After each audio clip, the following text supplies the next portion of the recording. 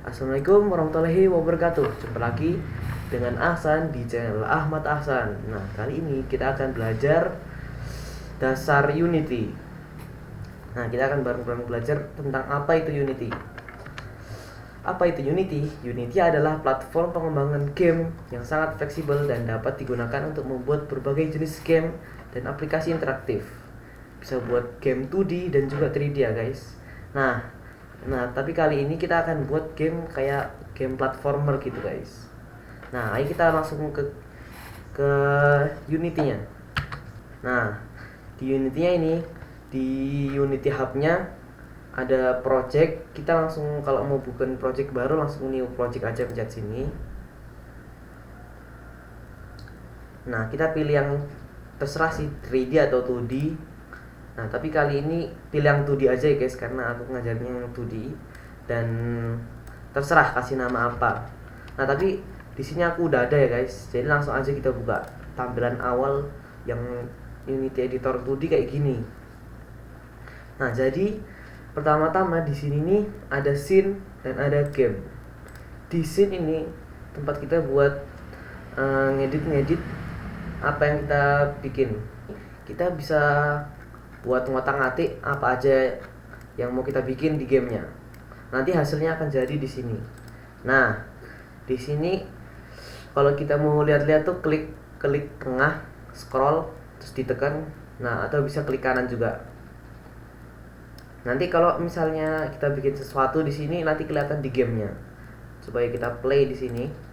Ini untuk nge-play gamenya yang habis kita bikin. Nah, tapi karena di sini belum ada apa-apa, jadi kosong. Oke, sekarang di hierarki di sini ada isi-isi apa aja ya di dalam gamenya. Pertama ada main camera, ini untuk kamera yang biar bisa kelihatan di gamenya. Di sini ada project aset, jadi di sini buat kita naruh create script. Nah, di sini kita bisa klik kanan, karena ini gamenya 2D, jadi kita klik yang 2D object dan kita klik yang sprite. Pilih yang terserah sih, ada square, kotak, ada bulat, kapsul. Kita pilih yang square ya guys, square. Namain, kita bisa kasih nama di sini, misal layer. Kita scroll ya untuk deketin. Kita bisa ganti warnanya di color sini, pencet misal mau warna hijau misal, terserah. Nah, kalau kita kayak gini di gamenya udah kelihatan.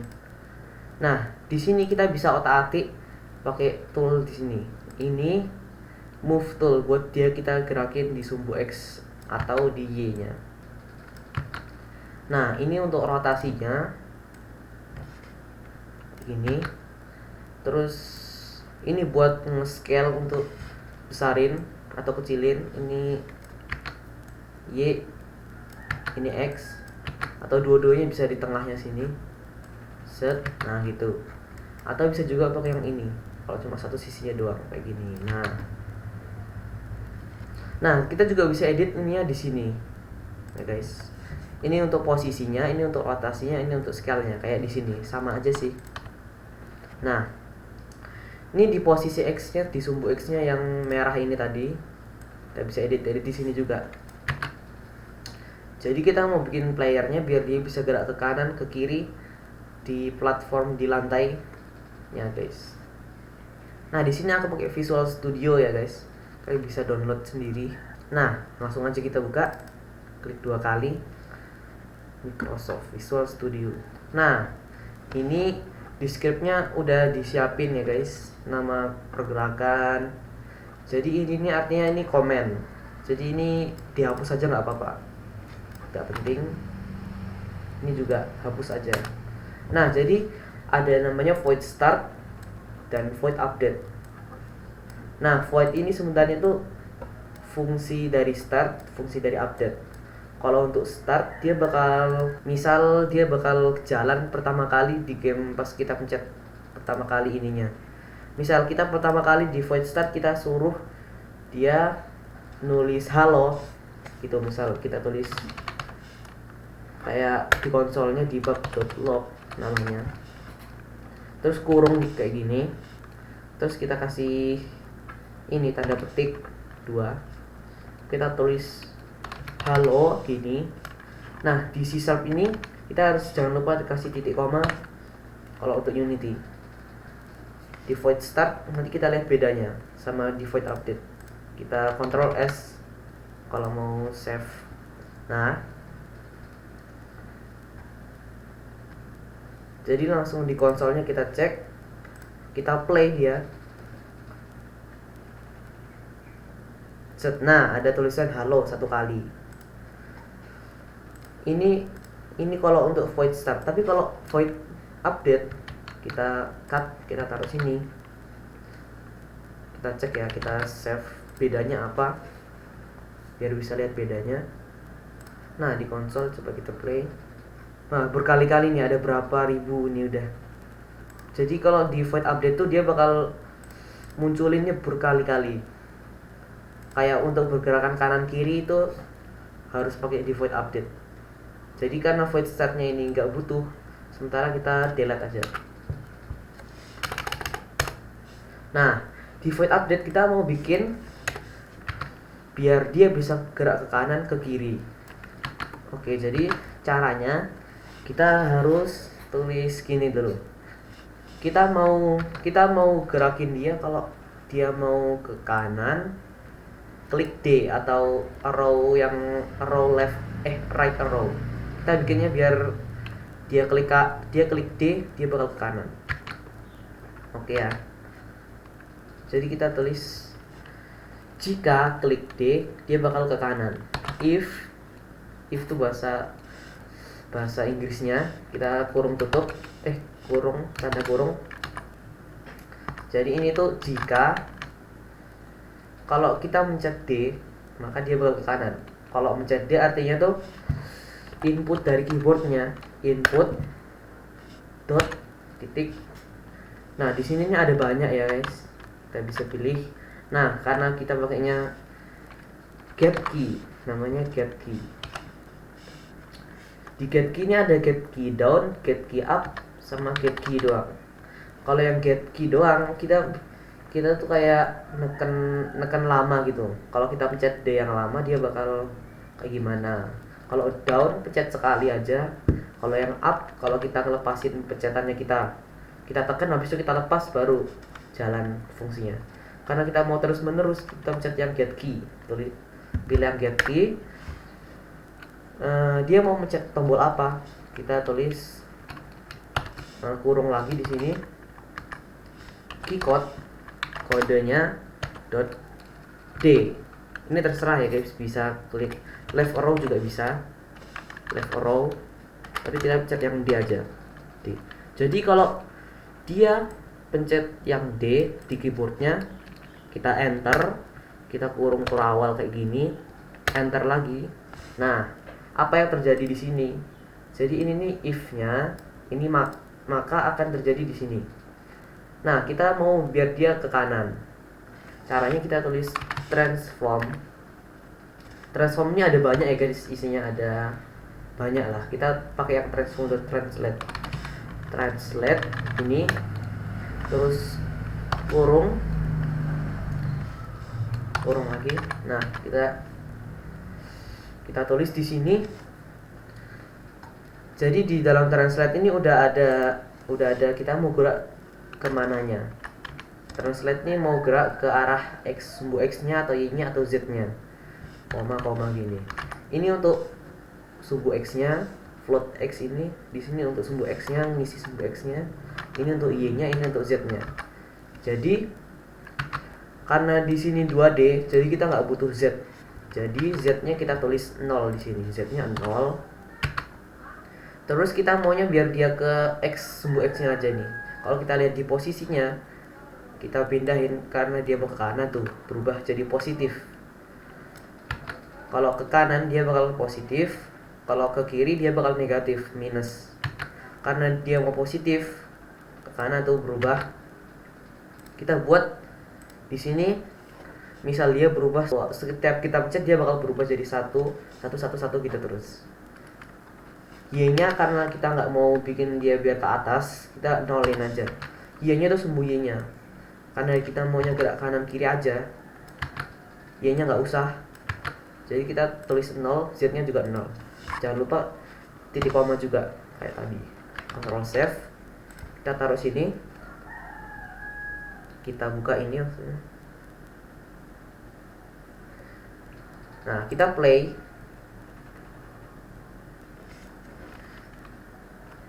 Kalau kita pencet D, tuh cepet banget. Karena caranya biar dia jadi nggak cepet, kita harus dikali sama time dot delta time. Jadi ini nih bikin biar semua komputer yang main, walaupun ada komputer yang jelek, biasanya kan kalau nggak pakai ini, kalau komputernya bagus dia bakal cepet, kalau komputernya jelek dia bakal lambat. Nah, kalau kita pakai ini stabil, semuanya pas. Kalau kita save lagi, kita play lagi. Nah, kalau kita lagi pencet D, nah itu gerak tuh. Ini kan kesumbu Y. Kalau berhenti ya berhenti. Nah, sekarang kita mau bikin biar dia bisa ke kiri juga, ke kanan, ke kiri. Karena ke kiri itu minus, negatif. Nah, tadi kan sebelum itu kita bikin biar tadi kan kelambetan nih, pergerakannya lambat karena cuma satu. Nah, kita kalau kayak gini kita harus bolak-balik, kita pilih 3, di save ke sini lagi, loadingnya lama. Nah, kita mau bikin biar kita bisa editnya langsung di sini. Caranya kita tulis di sini namanya public, di atasnya void update kita tulis public. Public ini biar kita bisa munculin di Unity-nya, biar kita bisa langsung edit di sana. Di public ini kita tulis variabel dari ininya. Nah, di variabel ini ada beberapa macam jenis. Ada float, ada integer, ada string, ada boolean, sama banyak lagi. Nah, yang float itu artinya desimal. Integer itu nggak pakai koma lah. Karena kita maunya pakai koma, float, jadi kita tulis float di sini.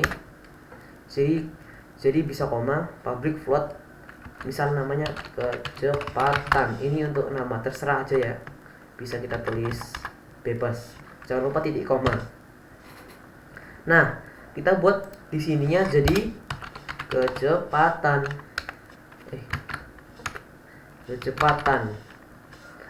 Jadi ini nih kita taruh di dalam sini, kita Ctrl S, save, taruh sini.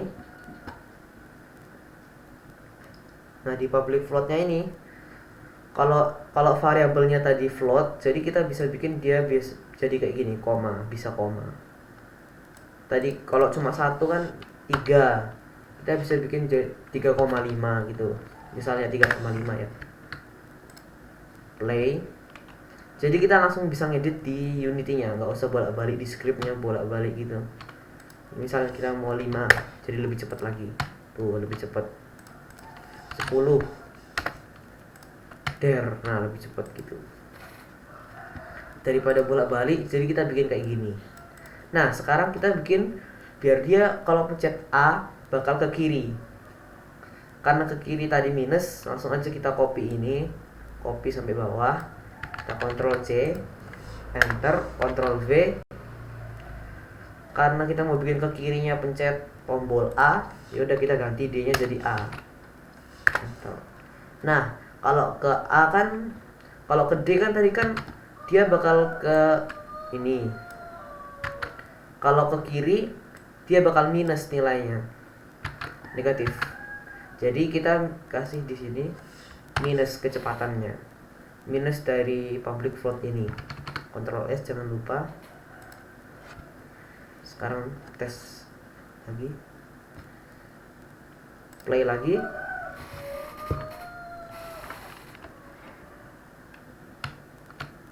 Nah, ini udah bisa ke kanan kiri. Misalnya kita kasih kecepatannya 5 aja. Nah, udah bisa kanan kiri ya guys nih. Kanan kiri, kanan kiri. Oke. Sekarang kita bikin biar ada lantainya. Nah, biar ada lantainya kita harus bikin dia biar bisa jatuh. Caranya kita tambah komponen baru, namanya rigid body pertama tadi di awal. Nah, rigid body ini ada yang rigid body 2D, rigid body doang. Kita pilih yang rigid body 2D karena ini 2D. Kalau yang 3D kita pilih yang ini ya. Tapi sekarang yang ini aja. Coba kita play. Apa yang terjadi? Dia bakal jatuh karena belum dibikin lantai. Nah, sekarang kita bikin lantainya. Kayak player juga caranya. Klik kanan, to the object, sprite, square misal, kotak lagi. Kita taruh di bawah sini. Di sini misal. Nah, kita gedein aja langsung segini ya. Misal warnanya abu-abu. Nah, ini kita kasih nama lantai. Nah, pas kita play, nah dia jatuh tembus karena ini mereka nggak tabrakan di sini. Jadi caranya biar kita bisa bikin tabrakan di playernya, kita jangan lupa ditambahin namanya collider. Nah, di collider ini karena 2D kita pilih yang 2D. Di sini ada kapsul collider 2D, circle collider 2D. Kita pakai yang box ya, karena ini kotak kita pakai yang box. Nah, ini kita bisa sesuaiin berapa panjangnya. Kalau ini misalnya panjang sampai sini, nanti dia jatuhnya mentoknya di sini. Karena ini udah benar, ya udah segini aja, nggak usah diedit-edit lagi. Lantainya juga jangan lupa ditambahin box collider juga. Box collider, karena ini kotak juga, jadi pakai yang ini aja. Nah, sekarang coba kita tes ya.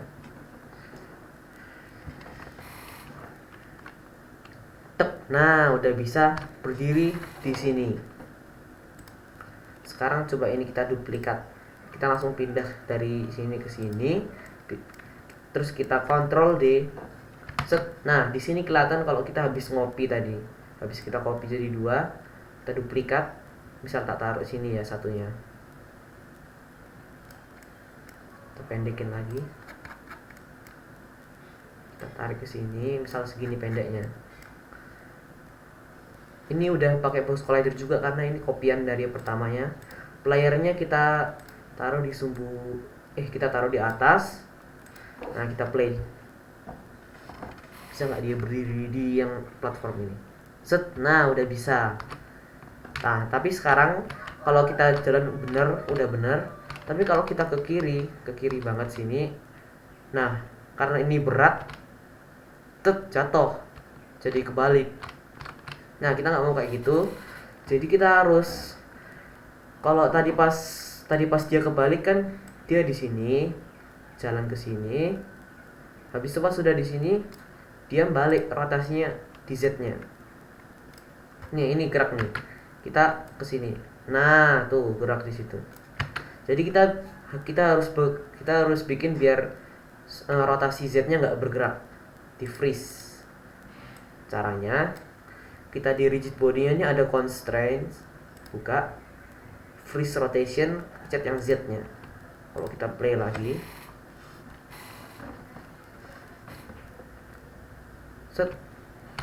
udah bisa benar. Nah, pas sudah di samping dia nggak bakal kayak tadi lagi. Tuh, walaupun udah di samping banget dia tetap kayak gini. Nah, udah bener. Nah, jadi kayak gini dulu ya guys, tutorial kali ini. Semoga bermanfaat. Assalamualaikum warahmatullahi wabarakatuh.